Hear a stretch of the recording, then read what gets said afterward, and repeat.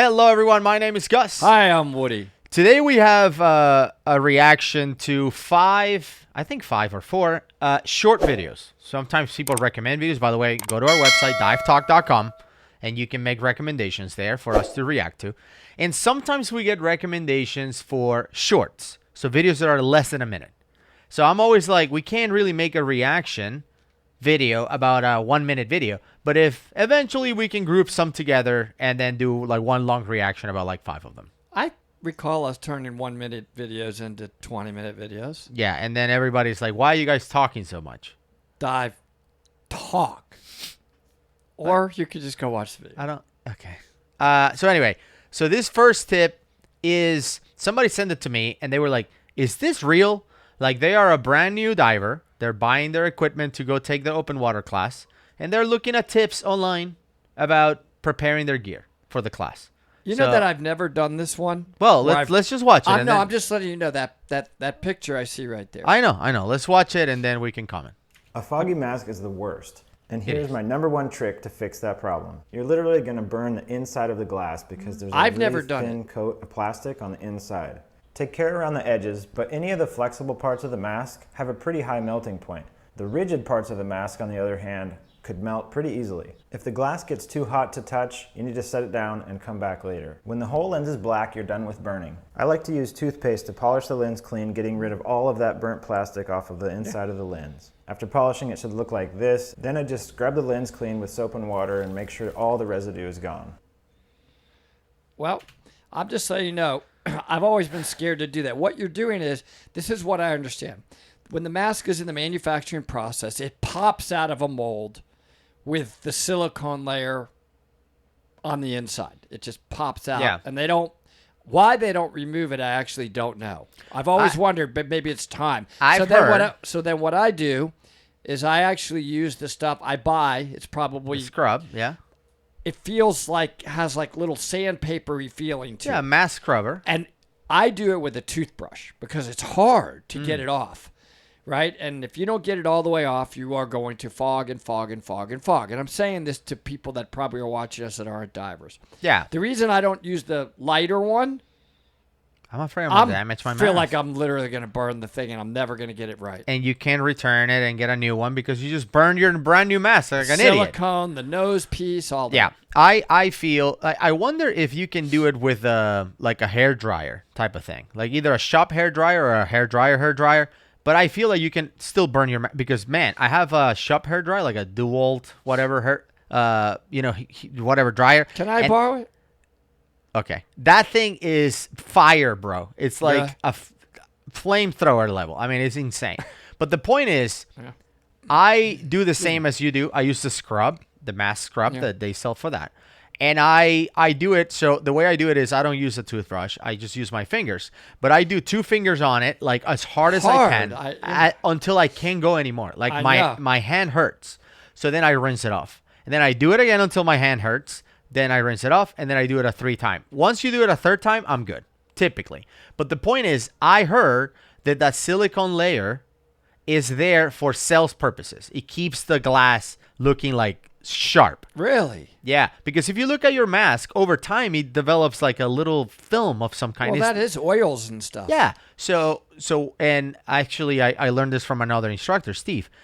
He uses the little wet wipes for the glasses. Those work on mask, and it will make it look like new again. On the inside? Yeah. On the inside and the outside. You clean both, and it looks like new again. But anyway. Really? Okay. I'm learning some stuff right now. I've never done this. They put that silicone thing to make it look brand new for as long as possible. That's what I heard. I don't know if it's true, but that's what I heard. I never heard that. Yeah. I do know that you think you only have to scrub that one time, you got it all off. But I've heard you should do it like every month or so because it builds up oils and all of that. Okay. Which, by the way, I haven't done in, it's got to be a good couple years. I haven't done since I bought it. But anyway. Maybe we should do this. I was just going to mention, for those of you leaving comments below, like, you guys, you don't know what you're doing. I use a flamethrower in 2 seconds and I'm done. Hey, good for you, man. Yeah. You know? Send us a video of you flamethrowing your mask, and I want to see the silicone after. All right, let's watch the second one. What's that one Facebook website, the one that What? Uncensored. We want Scuba to diving, destroy Dive Talk Yeah. website of Facebook. Let's watch that. Those guys, I'm sure, do it. What do you do if you're drowning in the Try to ocean? stay calm and start to tread water. You don't want to tread water for too long because your head becomes dead weight and you'll exert too much energy. Okay, hold on 1 second. If you can tread water, why would you be drowning in the ocean? Well, he's saying if you're treading water for a long time, you're going to get exhausted and maybe would go under. Now, You said your head is going to get heavy? What? I guess if you're just getting tired and you're in a vertical position, you could go under. Just lay on your back. That's what he's doing. So let's see. You'll want to try to go into a back float as soon as possible. If you find it difficult to float on your back, you can also try holding your legs and floating like an egg in the water. If you find that difficult, you can also try the dead man's float. Sharing this video could save somebody's life. By the way, the dead man's float one is a very, very good way to drown. No, you just turn your head to breathe and you go back down. It's super relaxing way. You know, that sounds like the kind of thing that people that know how to swim would say. Because I imagine if you don't know how to swim and you're in the middle of the ocean, you think I'm going to be floating like an egg? What are you talking about? Drowning and dying. Maybe they are overexerted and they were going into a panic. Relax, get on your back. I mean, we teach this to children when they're babies. Like we teach them a back float, a no-handed back float like a starfish, right? But that's a 2 or 3-year-old to survive. No adults are doing it, but that's cool. Bro, I don't know. All right, next one. This is what it looks like to almost drown above water. Bro. This man was freediving, a sport where the objective is to see how deep you can go. The reason they are screaming breathe and breathe is because the lack of oxygen to his brain means that he is not functioning properly. So yelling simple words like breathe is easier to understand. I'm not 100% sure, but I think that he recovered fine, giving us the 1,000-mile stare and an okay sign. Yeah, and I think also I believe they blow air across their face, and that gives them the reaction to breathe. But you have to tell, they're basically reigniting the brain, like the brain is sleeping. Breathe. What? Oh. Yeah, I'm blacking out underwater. I've never blacked out underwater. I've blacked out doing jiu-jitsu and stuff, but I haven't blacked out underwater. But this is why they say never to try breath hold stuff alone. Because it just happens like that, apparently. When you're like, oh, I'm blacked out. You go hypoxic, too. Your PO2 drops so fast, that's what I've heard. But it's not that you can feel it. I'm feeling I'm on a... It's like a switch. One time, I don't think I blacked out, according to you. I was just... One time I do remember walking to a chair and I was resting. Yeah. And then I remember opening my eyes and... This actually reminded me of how... oxygen in my face, and you were like, Are you alive? You know when they were slapping him? Slapping him and breathe. That's kind of how it went. No, I was relaxing after the... Yeah, resting. You were resting in peace. It was another time I was drowned in Key Largo scuba diving because I almost ran out of air. And my instructor left me too. Key Largo is where the strongest current, they call it drip. If you ain't paying attention, you'll around and be 5 miles and don't realize it. And I was floating away no matter how much I was doing. And I'm looking at my thing and say about 5 minutes left. So I'm about to go up, and as I'm going up, that shit say beep, beep. I said, oh shit, I done ran out of air. The crazy part is you got to do a 3-minute safety thing. You can't just go straight to the surface because your lungs will explode. Yeah, but at this moment I'm like, I'm gonna die either way. Either I'm gonna die up here where they gonna find me, or die down there. So I just went on up. As soon as I went up, and the boat was probably 4 New York blocks down the way. I just got up. I was like, hey, I came up too soon. I'm about to die. And an old white man, an 80-year-old white man came and swam and got and swam and threw me on that boat like a fish. I mean... Well, you know what this one is making me think? But when you're a brand new diver, your perception of these things is completely different than, there's a current today, right? Yeah. You think I'm literally gonna die. This is ripping. It's always ripping, even a mild current for brand new divers. Yeah. They're always saying this is ripping current, God. and you just barely hanging on. Because remember, in South Florida, the Keys, Fort Lauderdale, it's the Gulf Stream. There's never not a current unless the world's broken. And you're just moving along, but that's not a ripping current. And Yeah. of course, he said he was screaming or whatever. I know we're going to be like, well, you could have just shot but like your I SMB feel or whatever. But again, I feel a new diver. yeah. And I've always told new instructors this: don't put yourself where you think they're going to feel like you feel. A little bit of resistance in the water, underwater, is massive to them. Yeah. For the first time. That's true. But I feel like we can do a whole episode just in this video because of all the things that he talked about. Like we can go into explosion. and add clarity. So the first thing is he said he was in Key Largo and his instructor left him. I don't think instructors are going to just leave people on purpose. I feel like you can get disconnected or whatever, but part of being an instructor is you have to have direct supervision of your students. You have to be connected to them, basically. So an instructor won't leave you behind. Yeah, it's probably happened. Right. The point is, all right, let's say this guy's left behind. One mistake that he made is in current, trying to swim back and catch up or whatever. Look, if you're in current, like Woody said, it's taking you away, just let it be. Float, they'll come get you. Shoot an SMB, a surface marker buoy, to the surface, and they're going to come and get you. That's it. The other thing he said is, I look at my thing and you have 5 minutes left. What are you talking about? Like, you don't look at things that tell you have 5 minutes left. You can look at how much air you have left and maybe guess that you have 5 minutes, but a computer won't tell you got 5 minutes left. But the point is, he looks like he's a brand new diver, right? Or he's a new-ish diver. The whole safety stop, he called it a safety thing.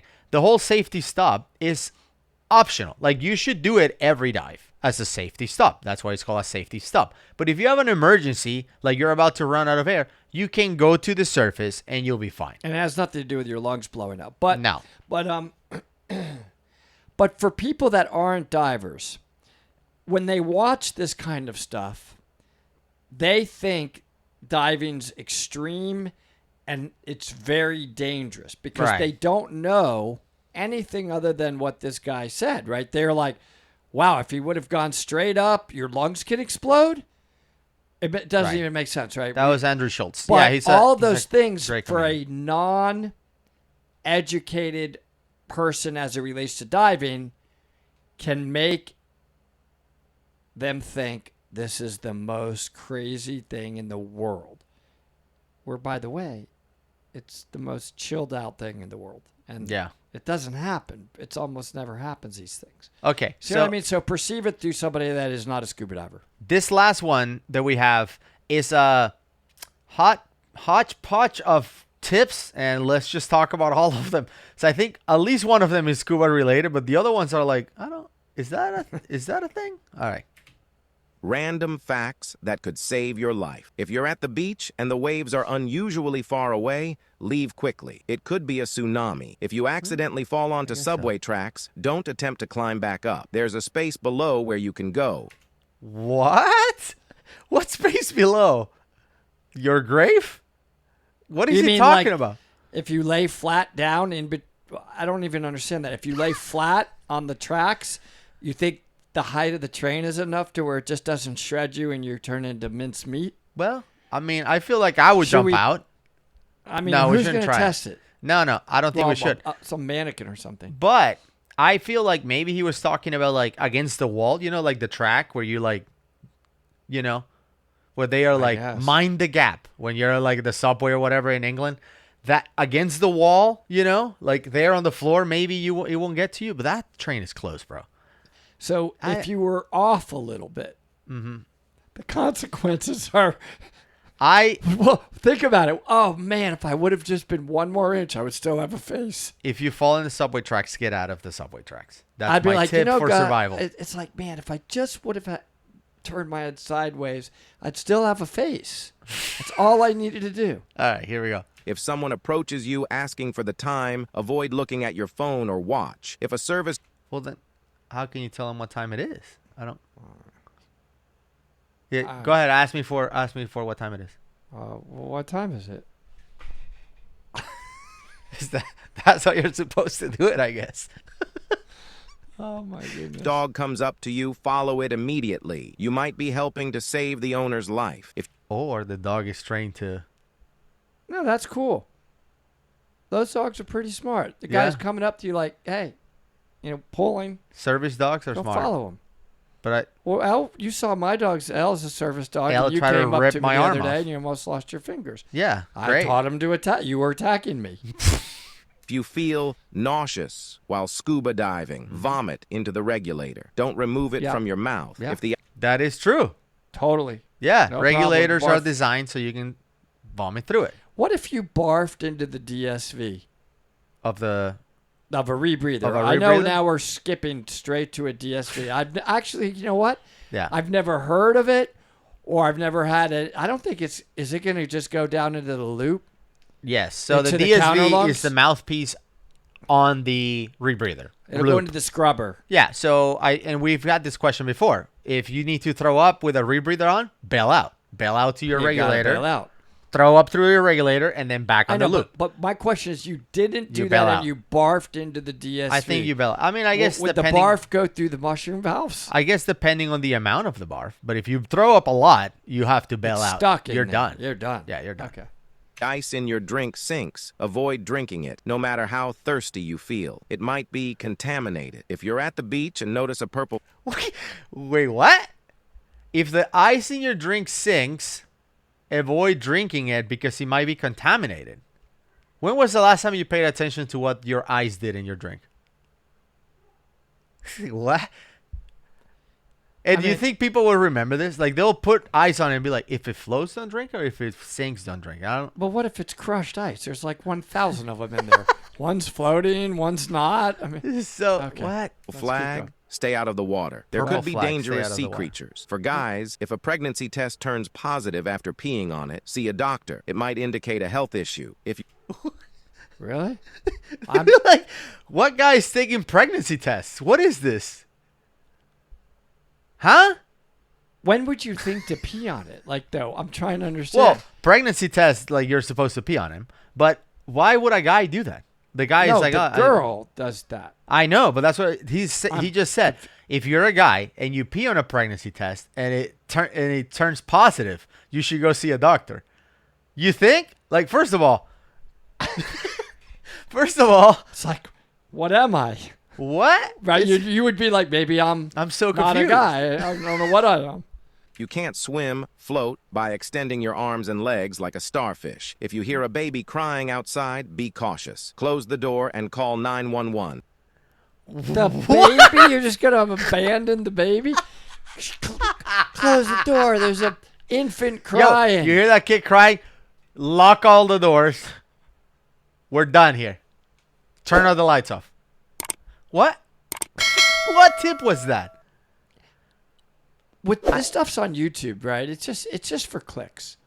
Or these are like TikTok videos. People just click and mindless I stuff just don't these know. days. Well, okay. So let's take. This is a challenge for you watching. If a baby's crying outside, and you say absolutely lock the door and call 911, I want you to tell me in the comments below what are your theories for what could be happening outside that you wouldn't go help a baby. Like, what do you think is happening? A baby crying, instead of going to help, you lock your door and call 911. Why would you do that? Like, what could be happening potentially that means you should lock your door? It's just absurdities. Well, that's for the comments below. But like I said before, we have reacted to these short videos in the past, and I'm going to leave the last one right here. If you have any more recommendations, not just for shorts, but regular videos, divetalk.com. And I know we're going to get comments like, come on, guys. This is the kind of stuff that you're putting out there right now. And my response to that would be, yeah. See you next one.